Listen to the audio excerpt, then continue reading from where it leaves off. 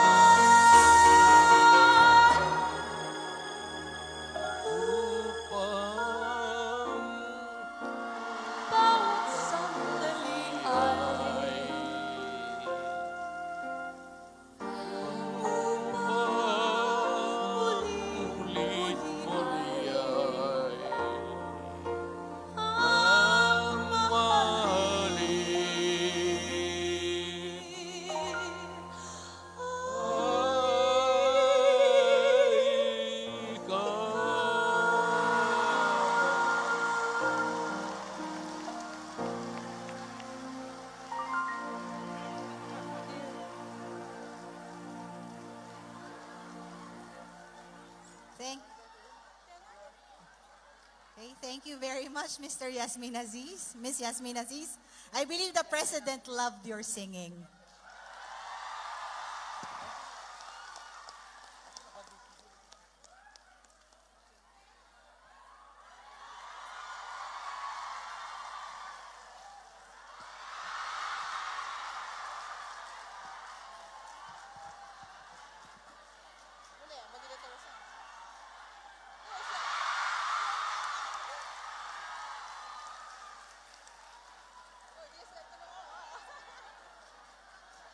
Again, ladies and gentlemen, Miss Yasmin Aziz.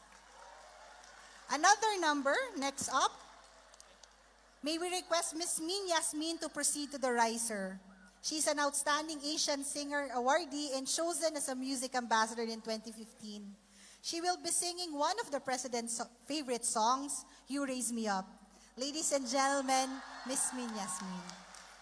Thank you very much. Assalamualaikum and magandang gabi, sir.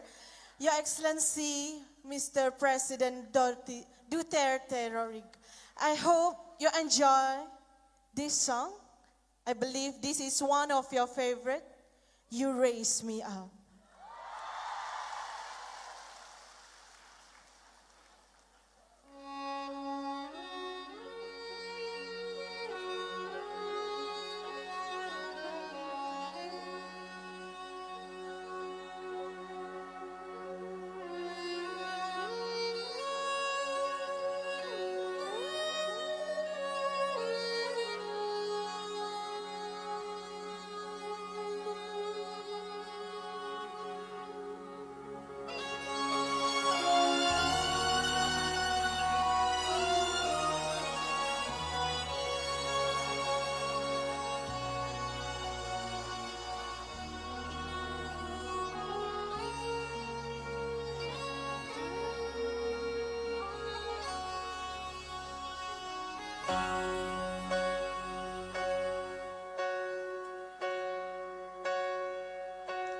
When I am down and oh my soul so weary, when troubles come and my heart burdened be, then I am still and wait here in the silence until you come and sit a while with me. You raise me up so I can stand on mountain. You raise me up to walk on stormy seas. I am strong when I am on your shoulders. You raise me up to more than I can be.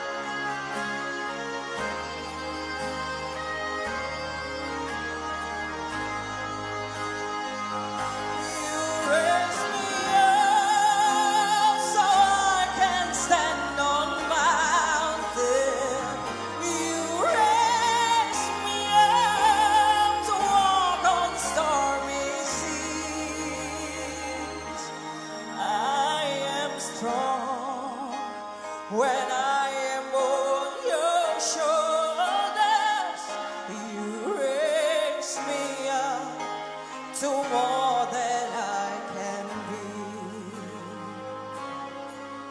Oh, you raise me up so I can stand on mountains. You raise me up to walk on stormy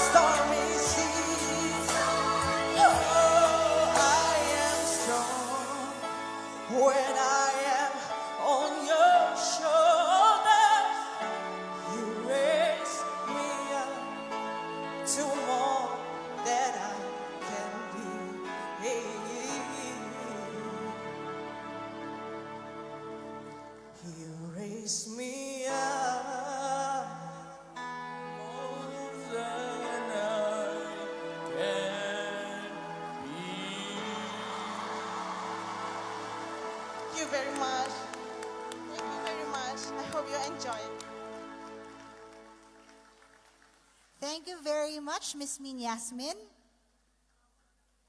Okay, that was one great musical performance.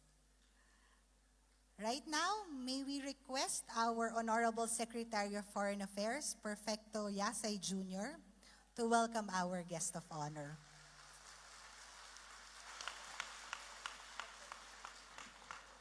Ladies and gentlemen, the President of the Republic of the Philippines, President Rodrigo Roa Duterte.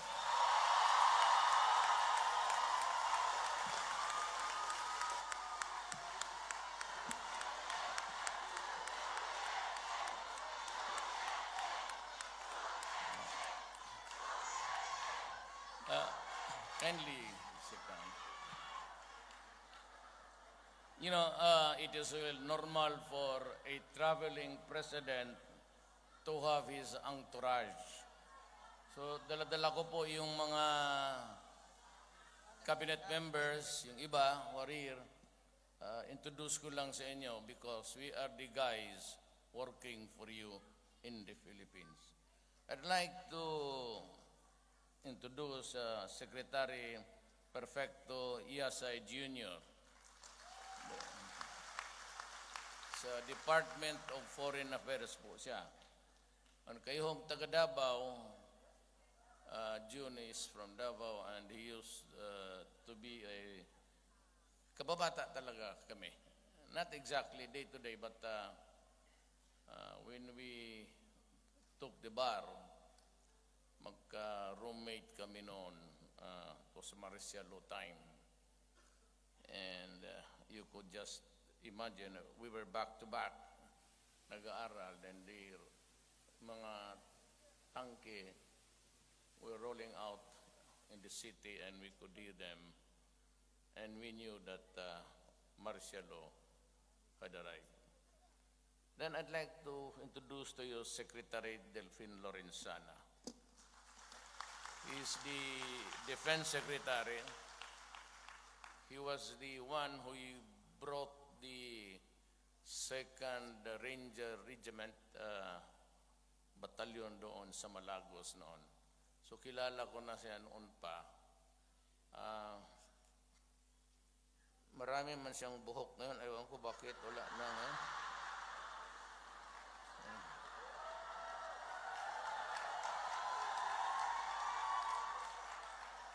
You know, I don't know if you know Pastor Kibuloy. He is Davao-based. And I was the one who told me na yung si Delphi na yan was my classmate sa Cotabato City. It was Notre Dame. And ang kanilang valedictorian. That's why it's no surprise that he became a soldier, had schooling at the Philippine Military Academy. And mayroon ako isang tao na pakilala who's helping a lot of our countrymen, teaching them how to engage in micro and small business. We have been looking for the money to do it. I'm just about 4 months into the presidency. But a lot has been going on. It's important that we educate people how really to manage their property, especially money. Ito yung sa Go Negosyo.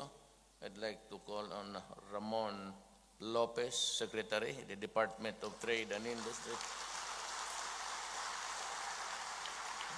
And ang ating sunod is the Presidential Communications Office Chief, Secretary Jose Ruperto Martin Andanar. From Mindanao.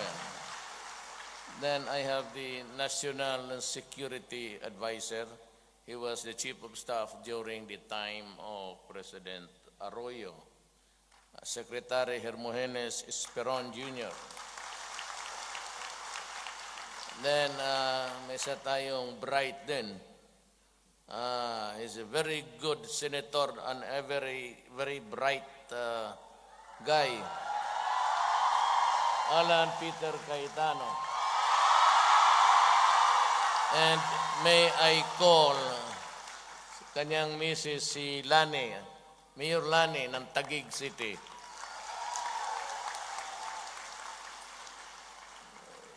Yung katabi niya, ayoko, baka magalit siya. Huwag na lang.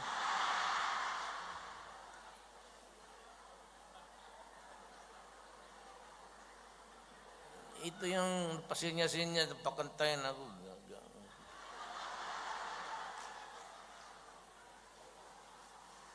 Si ano ito siya, idamay ko na lang si Annalyn Tolentino.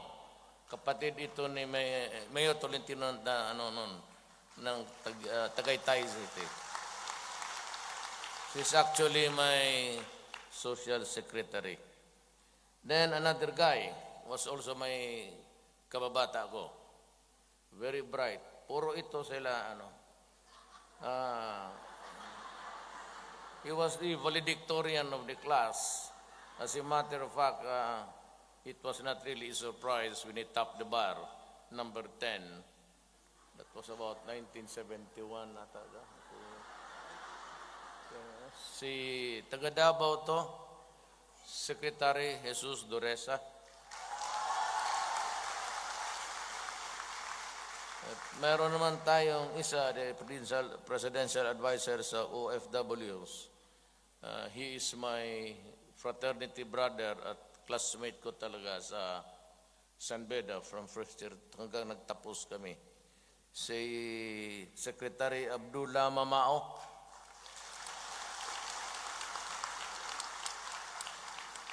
And we have the Mindanao Development Authority, ang chairman si Dato Abul Kair Alonto. Puro kami dito Maranao. You know, I'd like to tell you, I'm not saying this because I'm trying to impress you. It's just that to give you the reason why I have this wider dimension than the rest of the guys in the past. Ang nanay, ang lula ko po ay Maranao. Ang lolo ko Chinese. Well, my father, Bisaya talaga. So, but when I ask if yung lineage ko, and I would just say that kasi we get our status from the father, so Bisaya. But I've never lived in Cebu. But the only time is to pass there once or twice a year. Then, nakasama ko po si ang ating magiting na Director General ng Philippine National Police, si Bato.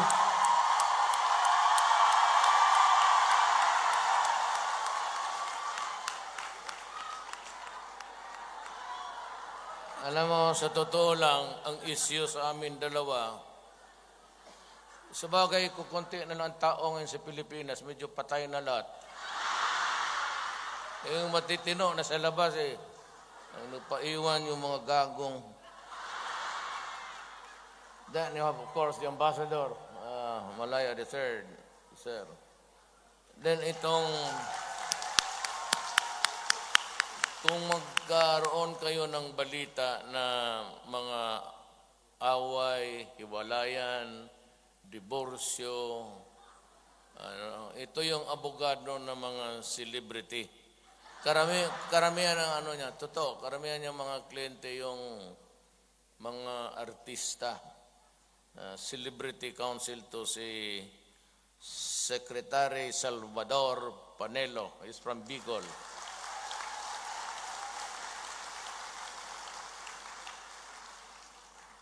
Kita mo yung pantalon niya, higpit-higpit.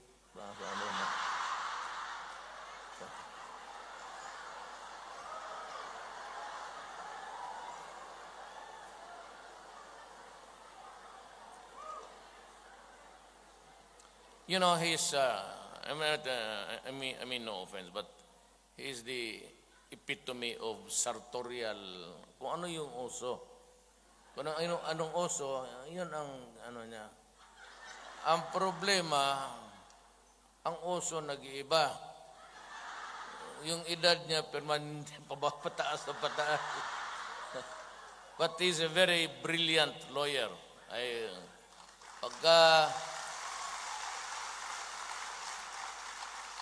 Then we have the Assistant Secretary Charles Jose of the DFA.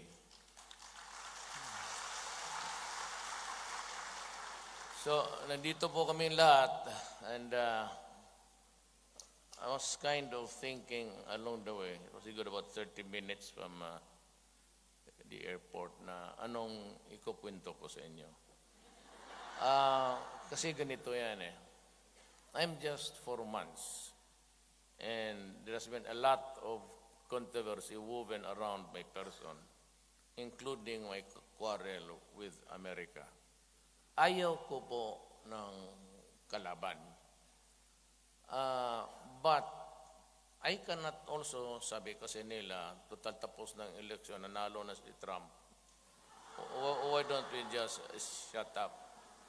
Well, kasi it has a connection with a very important issues in the lives of the Filipinos.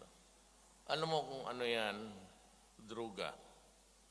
And it has engulfed our country na pahayaan ang problema. I would not want to zero in on a particular administration. But when I was mayor, I was the favorite whipping boy, already threatened with cases before the International Court of Criminal Court sa United Nations kasi raw pinapatay ko yung tao.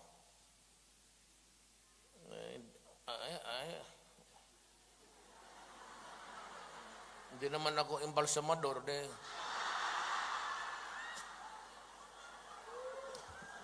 Ganito yan. At talagang hardliner ako sa kriminal. Kasi po, before I became mayor, I was a fiscal, a prosecutor. And I was doing trial work every day for the government. Kaya people of the Philippines versus ganon. Ang abogado ng people of the Philippines kami. Yung tinatawag ninyong prosecutor fiscal. And noon pa, talagang I'm a very harsh person, lalo na sa krimen. Kasi ganito ang istorya. Our country, parang nasa runway na. It has been rolling there for a time. Ilang taon na, lahat na pangako, anong klaseng ginagawa ng mga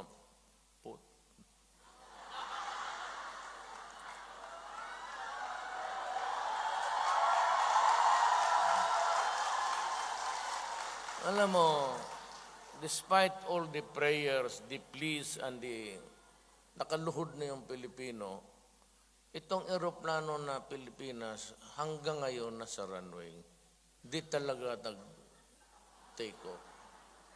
So why? Well, number one is corruption.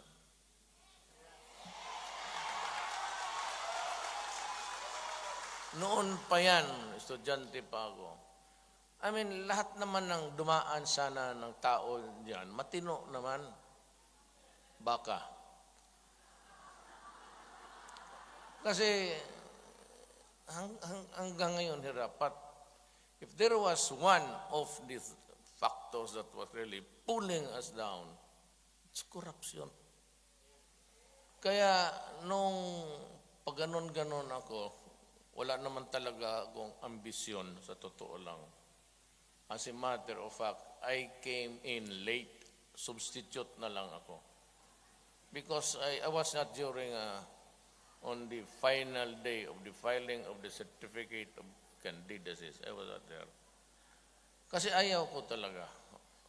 But nung narinig ko na lahat sila sa stage, without, totoo lang, wala naman lang akong narinig na nagmumura dahil sa kriminal.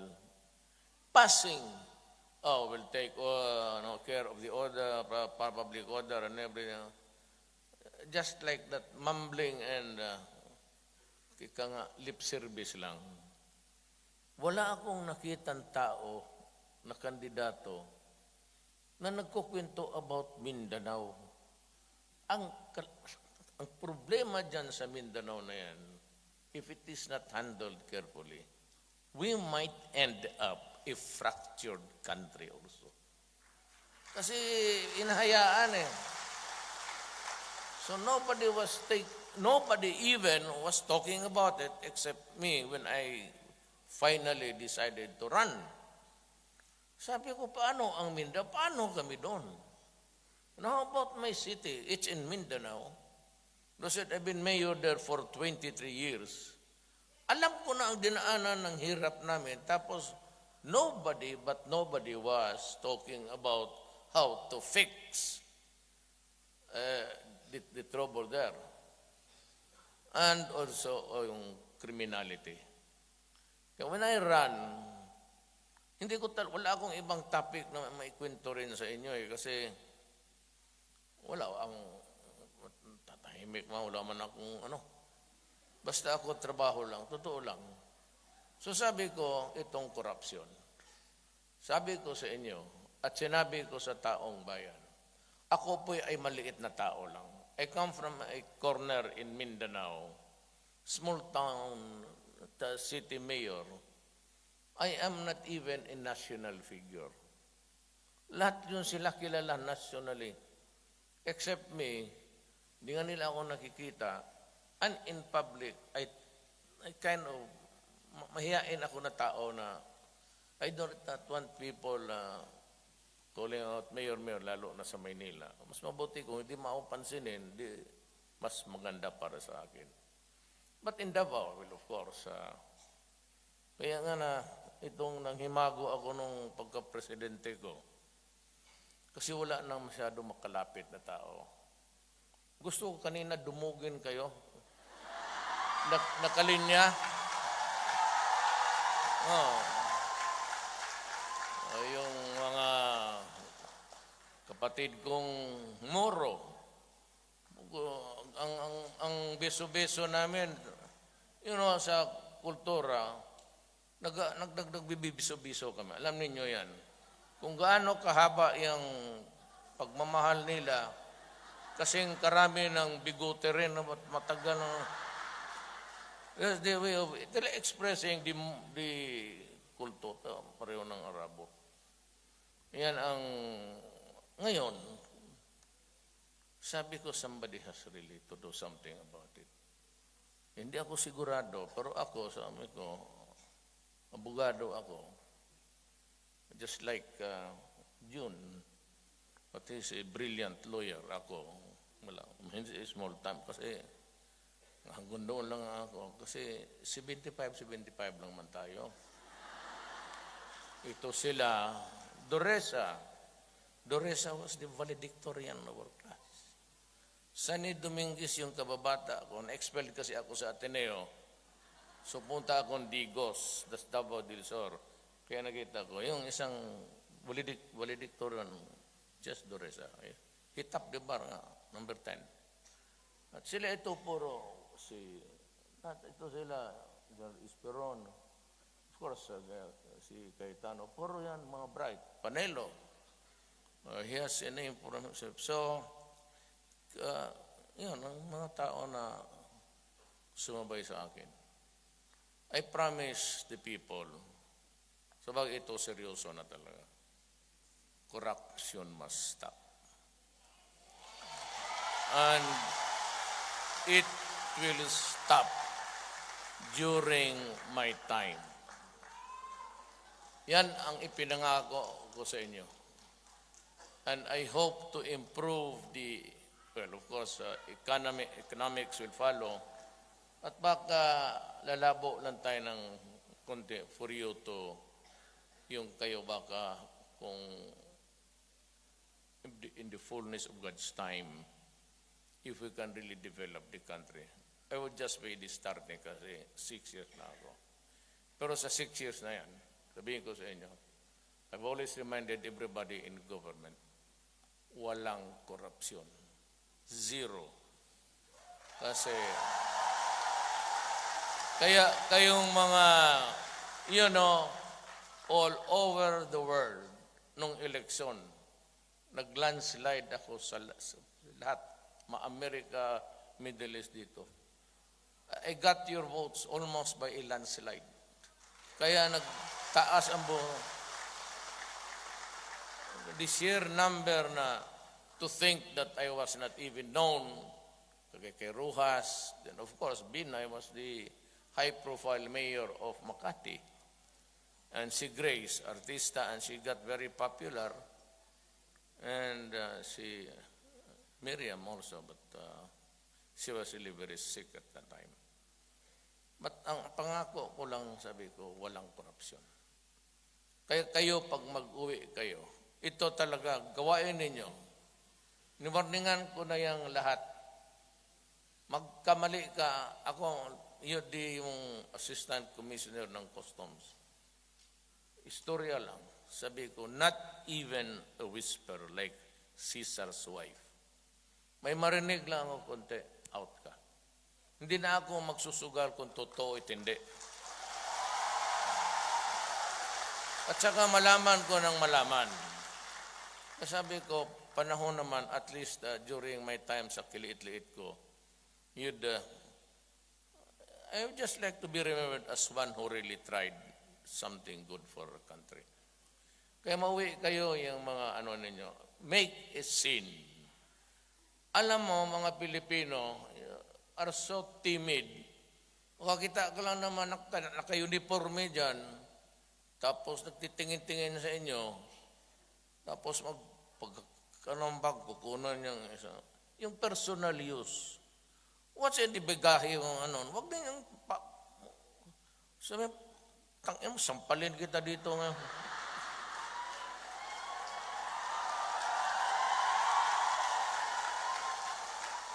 Kaya sabi ko, nakikinig kasi simultaneous eh. It's being simultaneous to. Ngayon, nakikinig sila. Make a scene. Pag may kinuha dyan, sabihin mo, wag. Kasi sabi ni Duterte, wag. Pag kinuha mo yan, sampalin kita.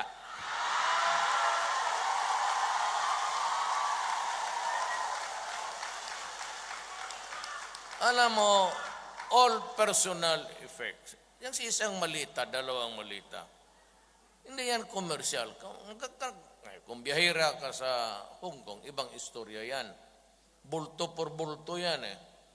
And that's why, awa naman, there's corruption. Ang masakit pa dito sa Pilipinas, yung mga biyahira, taga Pangasinan, taga Pataas sa Luzon, hinuhold up pa, kinikidnap, pati yung karga niya, pati siya, hindi mo na makita. Nung magano na, sabi ko, mahirap to. Kasi ako, nung mayor ako, isa lang sinabi ko, umalis kayo ng Davao. Kung nasa droga ka, nasa kidnapper ka, umalis ka ng Davao, kundi papatayin kita. Yun ang umpisa. Kaya those were the words that got me into trouble. Kasi noong nagpresidente ako, sinabi ko, sa lahat ng campaign sorties ko, do not with the people. Wag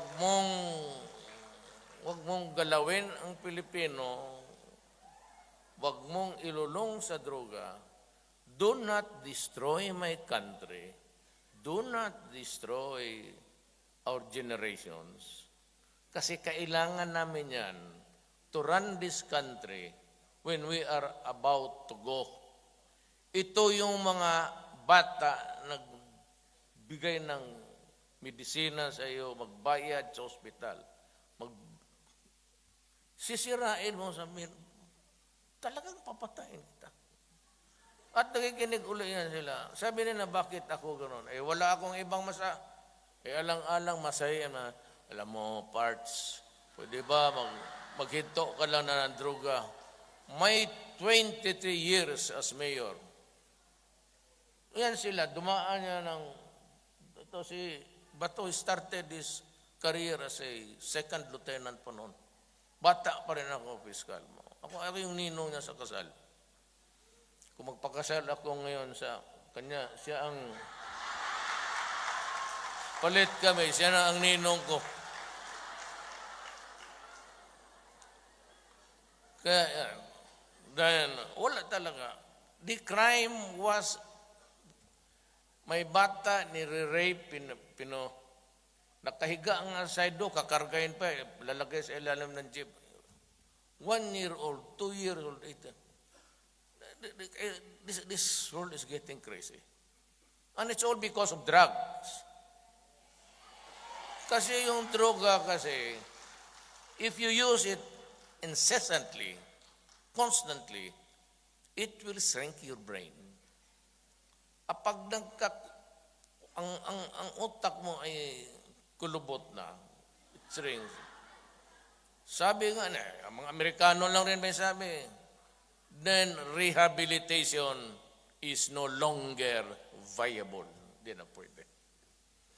Ngayon, hindi pa ako na presidente, sabi ni General Santiago noon, ng PDEA. Sabi niya, there are 3 million Filipinos afflicted. Tapos, sa aking panahon, hindi ako nagbigay ng figure. Kasi gusto ko hintayin at the end of the year. Pero tingin ko nakita ninyo sa TV. Nung mayor ako, hindi ko masyado, alam ko problema marami. But it was not until I became the president, piniga ko na sila at pati sila Bato, by the hundreds of thousands. And I would breach maybe the million mark towards the end of the year. Anong gawain ko sa 4 million na? Anak ka na. Tapos, I said, I declared war. I never said to the police, hulihin mo. Pag nag-surrender, pag ayaw mag-surrender at lumaban, at tingin mong buhay mo, ikaw ang mamatay, edi patayin mo. Gano'n eh. Bakit ko, why would I sacrifice the lives of my soldiers? And kaya pati army tinawag ko na because yung 4 million ngayon, 3 million na muna, lahat na. All over the Philippines yan. Now imagine 3 million drug addicts who are at the same time pushers. Anong mapala ko para sa bayan mo? What will I give to the next generation? So, next president, kung buhayin ako, anong ibigay ko sa kanya? It would really get worse as we go on. Kaya patayan talaga. Sabi ko, pagka lumaban, kasi sira ulo niya mga yan, lalaban talaga yan. That's my experience when I was mayor. Malalaman yan. At saka may mga armas talaga yan. Ngayon, dito tayo. Ayaw ko nga, sabi ko, makipag-away kasi nandyan na si Trump. But I would like to congratulate President Trump. Mabuhay ka. At pareho tayo, nagmumura. Konting rason lang, mura ka agad. Medyo pareho kami. Kaya lang sabi niya. So sabi ko, dito pwede. Hindi talaga ako. I will not for the life of me. Napapayag ako na. So ngayon, mababa ang krimen. Wala na masyadong, nakakalakad ka na ngayon. But I want an environment, yung anak natin, makalakad baski saan. Kasi sa Davao, ganun eh. Sabi ko kayo sa police, guideline ko, hindi yung panghuli na siya ito. Early on, 1988, you ask your wife and your daughter to walk around Davao City in the wee hours of the night and morning. Pag umuwi yan nang wala nangyari, hindi wala nakatikim ng kabastusan, and they are happy. That is the standard I want you to do. At naabot ko. Kasi ngayong patayan. Tapos sabi nitong mga gunggong,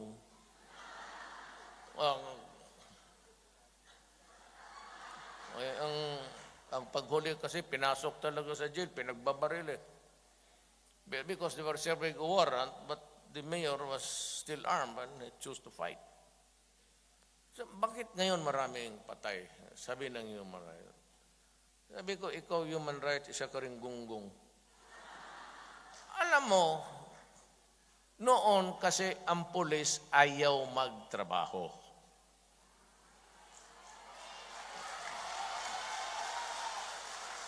Either tamad to mga gago o talagang takot kasi karamihan nandiyan na yung mga pulis pati mga mayors, governors kasali. Yan ang problema natin. We have become a narco-politic state. Kaya mga mayor noon kung maglalakad, taglimang bodyguard dito, may masingga pa dyan. Kaya nung sinabi ko na yung mga pangalan, and I asked 6 generals to resign. Kita mo, narco-politics na tayo. Generals, police, barangay captains, there are about 3,000 plus. After validation, lahat-lahat na. Yung medyo suspicious, tanggalin na. And we have about 6,000 policemen all over the country. And the portals of the national government has been opened by the entry of a senator who used drug money dyan sa ating penitentiary, national penitentiary. And she was the Secretary of Justice. And she was funded by drug money. Yan ang warning ko sa inyo. Because lahat ng bumagsak sa Latin America because of drugs. Latin America is really a very, along the border of Mexico and America, yan sa Tijuana papasok, 6,000 na ang, 60,000 rather ang matay. Itong akin 3,000 lang, hindi pa nila alam kung talaga bang lumaban o hindi, o pinatay. Kasing iba man, binalot ng plastic, buong katawan. Ikaw, hindi gobyerno yan. Hindi kami nagmamanufacture ng mami sa Egypt.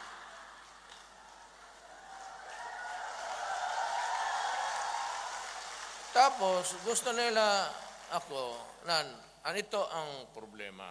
Kaya, makinig sila. Because I cannot evade the issue, I have to tell my countrymen what I have done and what were the consequences or are the consequences. Binira ako ng human rights. Una, yung tigapagsalita na lang, sino yung putang. Sige ako criticize, gano'n. Then, ang State Department. Ang ayaw ko, every time that they bring out the issue of human rights, there is always that added statement na yung aid ninyo, yung assistance ninyo, hindi namin ibigay. Yung iyo naman itong mga bugok na, it is not a crime to declare, I will kill you if you destroy my country. What is wrong with that? And I said, if you destroy the youth of my land, I will kill you. It's a legitimate expression. It is defense of a race na yan, not even self-defense. I'm trying to preserve the Filipino from perdition. Yun ang hindi nila alam. Akala lang ito nila kung ano, they talk as if we are still the colonial subjects. Noon dito, they conquered Britain. Kinuha nila itong Malaysia. Indonesia was occupied by the Dutch. Ang Pilipino, ang Spaniards. But when they say something about itong Amerikano, para bang bagang nandito pa sila because after the Spaniards, they came, dito may away sila, gera, the American-Spanish War, and they lost yung Spaniards and they had to cede. Sinurrender nila yung Marianas Island, including Mexico. And the Philippines. Spaniards stayed for 400 years. Sino man magligaya niya? Basta sabihin mo 400 years ago? Bakit? Maligaya ka sa 400 years. And then the Americans came. We were ceded by the Treaty of Paris. Binigay tayo sa Amerikano and they stayed in the Philippines for 50 years and enjoyed the fat of the land. Kaya ako, ayaw ko makipag-away. Pero, meron kasi kaming mga Bisaya. Yan bang patay gutom? Ewan ko kung ano yan sa inyo. Para every time that they address us, it is as if mga patay gutom tayo na sige, ito ang gawin mo pagka hindi, wala kang, hindi, we will not. Para kang aso na you're tied to a post, but the leash is very short and you would throw the bread far away. Ang aso naman, keep on langit at parang ganon, sabi ko. Kaya na-insulto ako, sabi ko, puta-putak yun talaga, putang ina yun. Lahat. Lahat na mura na, bullshit. Sabi ko, you go to hell. O, ngayon, napansin na nila ako.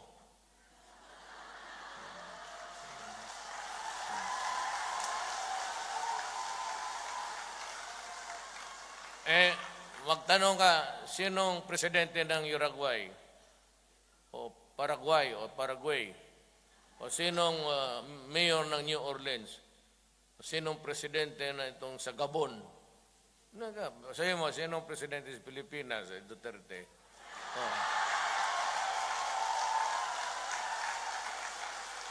Bakit? Ako lang yung presidente nagputang ina sa kanila. Let's say kayo. Ganon. Now, you do not give us the aid. Shit. To hell with you. Kaya ako nandito kasi kaibigan man kami ni Prime Minister Nabil Razak. Sabihin ko na ikaw na lang ang bahala sa akin kung makahirap-hirap kami sa Pilipinas. Ha? Kaya ganon. We have to put things in order. We have to put a stop sa corruption. Importante talaga yan.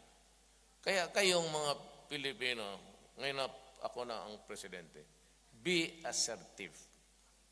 If you are on the right track, at alam naman ninyo yung, may experience na ako dyan na nakita ko, isang television lang. But anyway, gusto ko sipain yung gusto, pero yung gano'n na yung sabi ko, stop. Nang alam ko na noon, ang buhay nila maganda. Aside from the sweldo, mayroon yung mga gano'n. Pero ang panahon, sa buhay dito, panahon. Noon may panahon, you took advantage with, fine. Kalimutan ko yun. Huwag ngayon. Kasi pag sa akin ngayon, talagang habulin kita. Ako sa totoo lang, kung ayaw mo makinig, papatayin talaga kita. Totoo lang. Bakit pati yung police niya, Bato, sabi ko, either you stop it or I will put a stop. Sa ganun ang kasi pagka hindi ito madala ng istorya, kung ayaw ninyo ng istorya na ganito, di sige, mamili kayo. Kasi hirap na nga. Anong makukuha ko? Ano bang pinagyayabang ko dyan? Hindi ako nagyayabang. Ayaw ko lang mapahiya. Kasi ako small time lang. Hindi naman ako hindi niya nga ako nakilala. And yet, I said I won by 16 million. Tapos, ang lamang ko was 6 million plus. So, ayaw pa naman. Diyan tayo nanalo.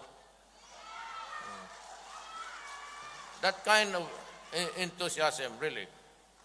So, yan ang gusto niya. Hindi niya ako kilala. Alam ko hindi niya ako kilala.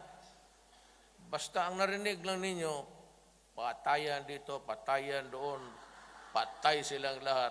Di, gawin natin. Yeah, so that is really the meat of my message. We have to improve.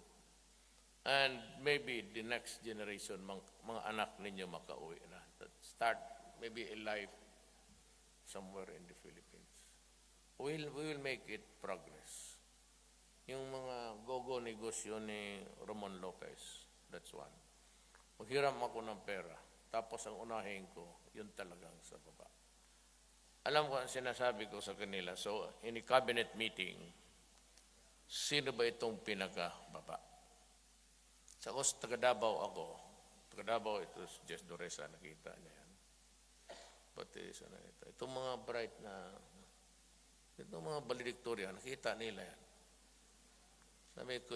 Sabi ko sa Davao, early dawn, may makita ka dyan, halo-halo. Moro, mga dyan. Sa palengke, maglagay sila ng, dyan sa street, wala pa masyadong traffic. Dyan sa simento, sa asfalto, kamatis, kung gano'n. At 6:30, wala na, hipos na yan sila. Yan lang ang kita nila. Kaya sabi ko, karon, unahin mo muna. Walang pili yan. Kaya nga ako, hindi rin ako makaano, kasi wala ka mang ano sa akin. I cannot be a zealot of Christianity because I have a Muslim blood. Baski konti, talagang lula ko, iligan kami, ang bayan niya, lumipat na sa iligan. Pumarawi naman. Hindi naman ako Kristiyano kasi in one line, my son, the vice mayor now of Davao City, married a lady, ang nanay Maranao, ang tatay Tausug. So paano ako So I have to, dito lang tayo sa gitna. Only what is fair. That's why, nakausap ko na si Nor. I think he left for umalis na ba, Jess? Pumayag na siya mag-usap. Now, we are going to begin our talks. I just signed another version sa BBL for a transition. It is more than just what the BBL provided. Hopefully, we'll start to talk. Then,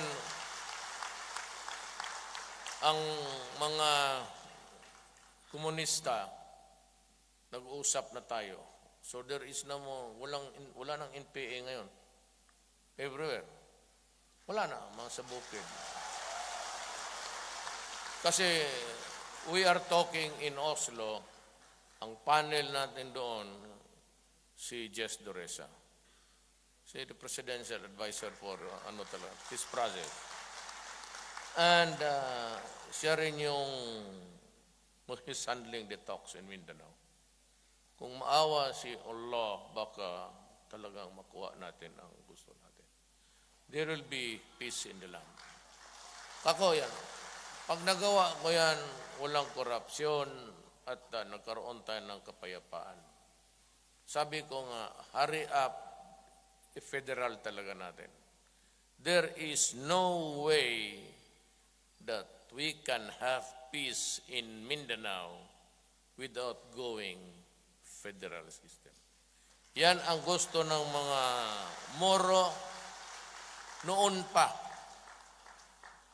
At yan ang gusto ng mga komunista. Ang ayaw lang may gusto niyang yung nakahawak sa power ngayon at yung mga mayayaman, mga oligarch kung walang kapital sa buhay nila kundi laway. Marami yan nila. Ano lang yung kanila, kontak-kontak lang. Pare, ibigay mo sa akin yung kontrata na yan. Bata ako dito. Ganyan lang yan.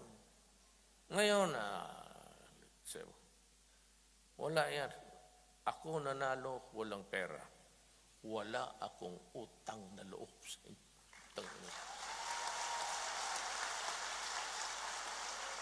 Wala akong makina. Maniwala kayo o hindi. There are about, ilan ba mayor sa Pilipinas? 70. Hindi, may mayor. Ang governor, that's about 70. 1,006 ang mayor. Ang sa Luzon, ang sa akin si Aimee Marcos lang. Pati si Garcia ng Bataan. Sa Mindanao, well, of course, landslide ako, pero wala akong, ang governor kaisa-isa lang. At dahil siya ay naging kasintahan ko.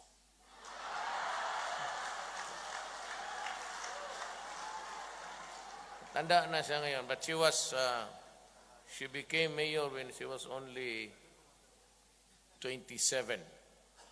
Ako naman noon, 42 lang ako. Bata pa kami. Kagabi nandoon siya sa Malacanang. Nahihilig ko sa musika dyan. Halikan ko lang itong, pero hanggang dyan na lang kasi may asawa baka mapatay tayo. Ngayon, meron na. Noon, wala. So yan ho ang mensahe ko sa inyo. You have to be assertive. Yun lang ang kailangan ko sa inyo. Na pag may maghingi, tapos tama, di bayaran mo. Magtawad ka. Pero sabihin mo yung extortion, sabihin mo, I will not give you a cent ni isang sentabo kung gusto mo sampalin pa kita. O total, kasi magkaroon ng gulo yan sa airport. Siyempre, magtanong ako, ano nangyari doon? Sinampal ng babae galing Malaysia.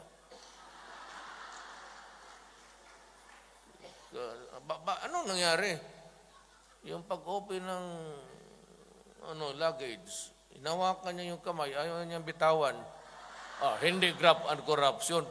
Pag-ibig yan. Ibang istorya to. Pero maghingi-hingi ganon. Alam mo, 1 or 2. Itong talap malaman ninyo, pagka hindi komersyal, ibig sabihin, hindi naman masyado marami. Kung yung ibigay sa nanay, mga perfume yan, talo din. Kaya huwag mo nang buksan-buksan. Kung wala ka lang makita dyan, huwag ka lang magdala ng shabu. Maski saan kayo, be assertive. Anywhere. Sabi mo, Pilipino ako. And even dealing with the countries, you just be respectful. Kagaya dito. I'd like to thank, before I forget, the Malaysian people. And of course, si Premier Najib Razak, for being so kind, so human, so civil sa ating mga kababayan nandito. Wala akong napurihan dito. Yan lang rin ako. Saludo ako talaga. Andiyan, Indonesia. Alam mo kung bakit? Magkabalat kasi tayo. Originally, we were under the Sri Visayas Empire of the Malay race. Ang problema, 1521, dumating si Magellan. Of course, he brought with the cannons, gunpowder, and religion. Pero ayaw ko na lang pakialaman niya ang religion. Ay, nandyan na yan eh. The spread of Christianity and the spread of Islam, pareho lang man. But before, magkamukha tayo eh. O talaga, totoo. Halos magka-Indonesian, ganun rin. Just a little bit darker. But we come from the same genetical na kaya ang ating tratamento, hindi masyado tayo. Kasi puro tayo Malay. Kaya nang sa Africa, puro sila itim doon.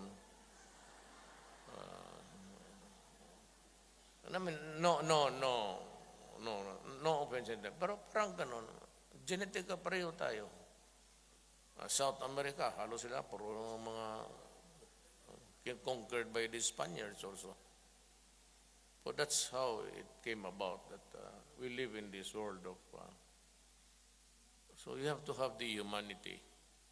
But the thing I can really promise you is there will be no corruption. Absolutely. And I will try to make this country, yung Pilipinas, a better place where someday you can come back and settle down and find ka magnegosyo, maraming trabaho. This time, it's a rocky road. Nag-umpisa pa lang ako. And I just, itong human rights nga, sabi ko sa human rights, if you have the evidence, palitin ko. But I will never, buti ang maklaro tayo, I will never, ever, na makita ko na isang pulis o military papasok sa kulungan dahil sa away. I declared war and I will still. Walang pulis o military papasok sa kulungan dahil sa itong away na droga. Problema ninyo yan kung anong mangyari dyan. Basta ako, I will defend the soldiers and the police. Because wala akong ibang maasahan sila.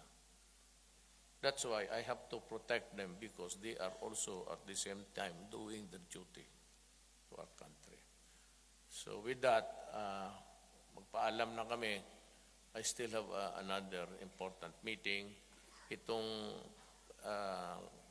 amin ni Premier, meron lang kaming kunting usapan. Then after that, I will fly back.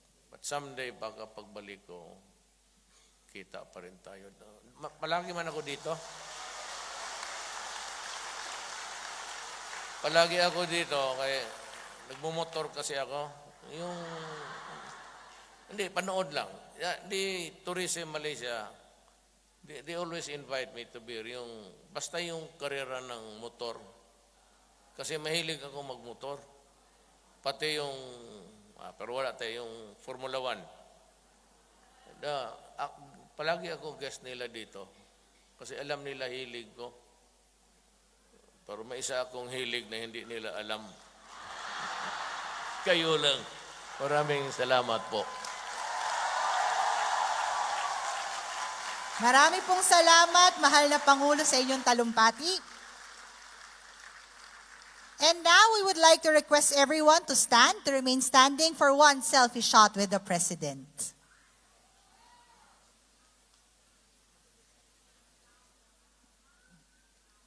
May we also invite some of the cabinet secretaries to join him?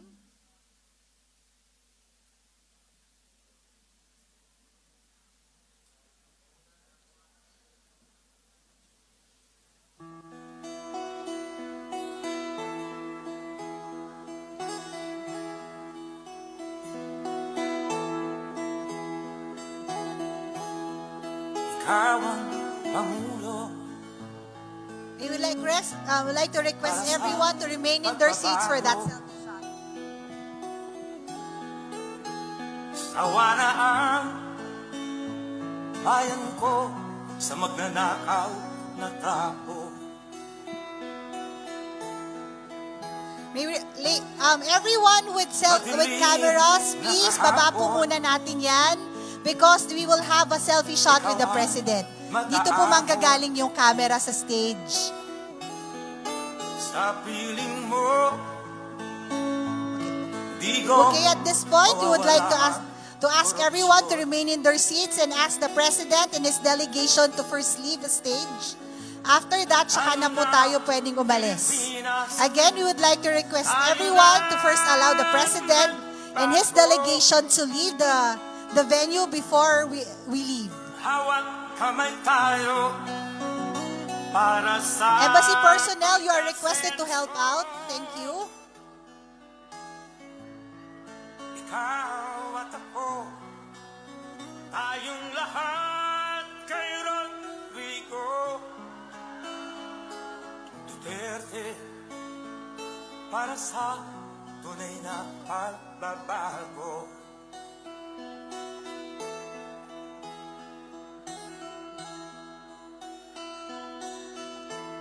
We would also like to ask everyone, please allow the members of his delegation to exit properly out of the stage. Alamak, mga krimen, rape, droga at mga nakawan, dapat nga mapigilan. May we request everyone, please allow the President and his delegation to leave the venue na hindi po sila hinaharangan. They have another meeting. Please po, hayaan po natin silang makalabas ng hall na hindi sila nagugulo masyado. Meron pa po kasi silang susunod na meetings. Ikaw at ako, tayong lahat kay Rodrigo Duterte, para sa tunay na pagbabago. Why am I here? I am here because I Again, love may we my request country everyone and to I allow love the people. delegation to leave the hall quietly. Huwag niyo po sana silang harangan.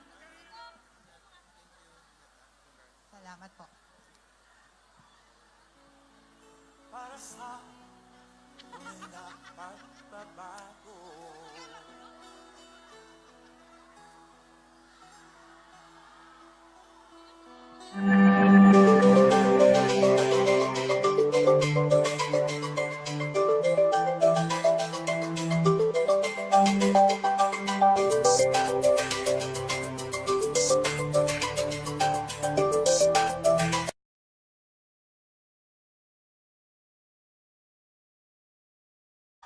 Chief Legal Advisor Salvador Panelo,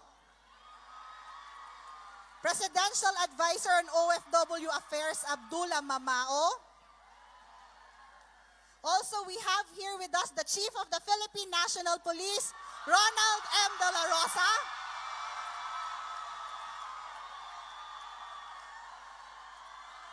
And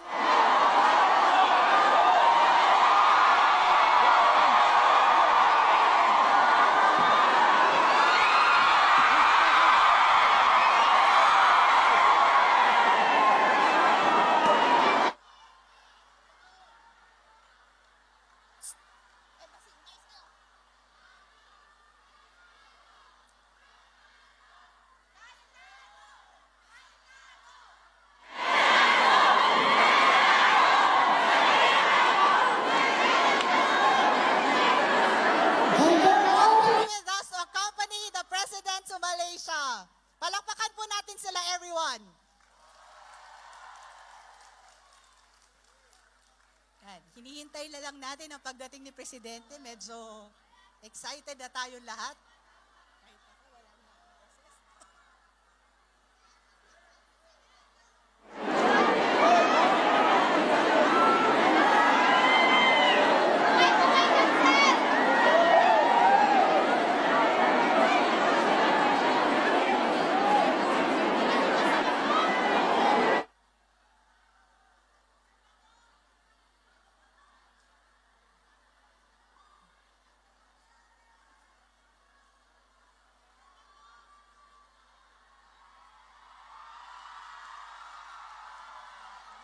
Ladies and gentlemen, let's all welcome, salamat datang ka Malaysia, President Rodrigo Roa Duterte.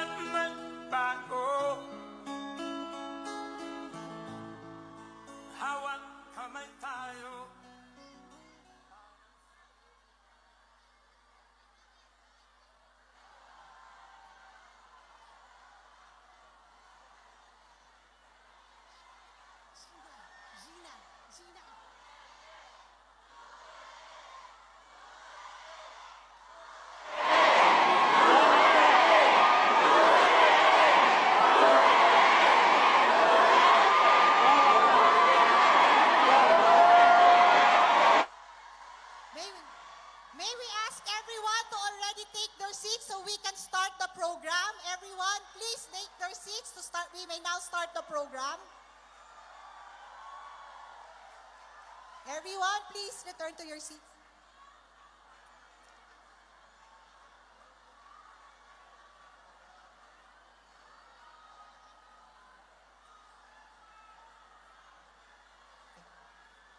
To start our program, may we request everyone to please stand as we sing the Philippine National Anthem to be led.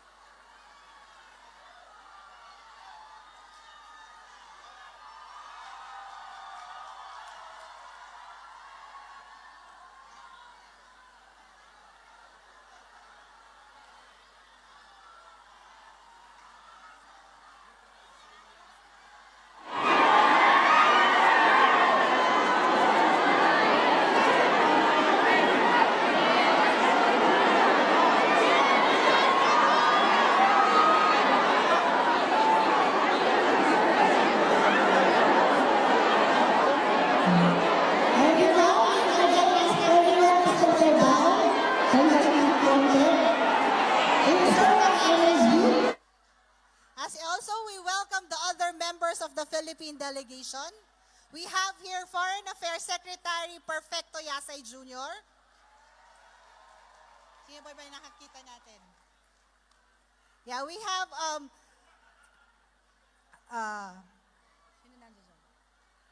All the members of the delegation include also the Defense Secretary Delfin Lorenzana, Trade and Industry Secretary Ramon Lopez, Presidential Communications Office Secretary Jose Roberto Martin Andanar, National Security Advisor Hermogenes Esperon Jr., Mindanao Development Authority Chairperson on Dato Abul Kair Alonto, the Presidential Advisor on the Peace Process, Secretary Jesus Dureza, Senator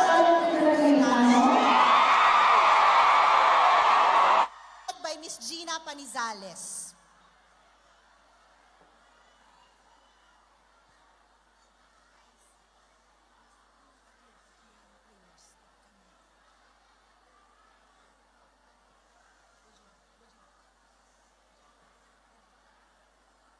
Bayang magiliw, beles ng silanganan, alam ng puso, sa dibdib mo'y buhay. Lupang hinirang, duyang ka ng magiting, sa manlulugin, di ka masisiin, sa dagat at pulo.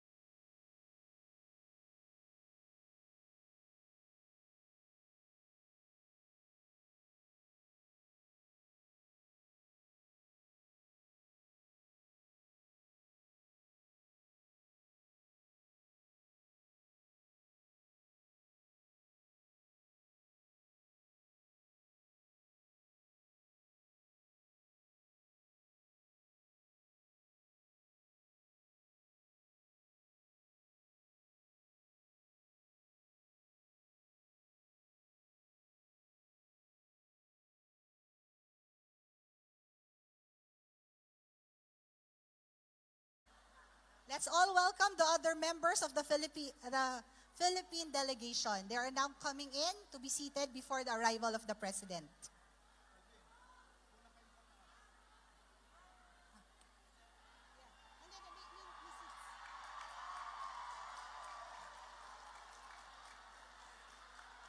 Let's give a warm welcome to the official delegation of the President. They're arriving now.